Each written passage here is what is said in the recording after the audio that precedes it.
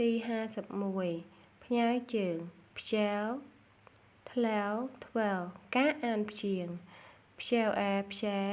ថ្លាវឧធ្លឹធ្វើឧធ្ពុខ្ជែវអះខ្ជះថ្លាវអ៊ីធ្លាធ្វើអ៊ំធំខ្ជែវអ៊ូព្យួរថ្លាវអ៊ីធ្លីធ្វើឪធ្វើខ្ជែវអីខ្ចីថ្លាវអេធ្លេធ្វើអ៊ឺធ្វើខ្ជែវអ៊ូព្យុះថ្លាវអ៊ីធ្លីធ្វើអ៊ីទ្វាខ្ជែវអ៊ីព្យីការអានពាក្យ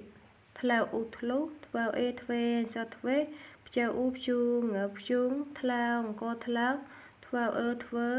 ថ្លាវអ៊ីធ្លាអំបោះធ្លាបតមួយធ្លាប់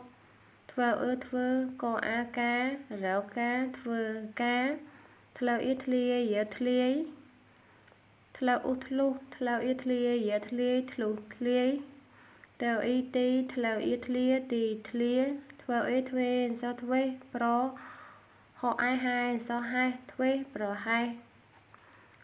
ថ្លោអស់ថ្លោះថ្លាអូធ្លយយាធ្លយថ្លោះធ្លយបាវភ្ជុងរហែកធ្លុះធ្លាយយើងលេងទឹកធ្លាក់យ៉ាងរីករាយពូម៉ៅមិនដែលធ្វើការឲ្យថ្លោះធ្លយអត្ថបទខ្លីពូម៉ៅលក់ភ្ជុងពូម៉ៅលក់ភ្ជុងនៅទីធ្លាក្រោមដើមត្នោតពូម៉ៅធ្លាប់ធ្វើការមិនដែលធ្វេប្រហែសឡើយថ្ងៃមួយ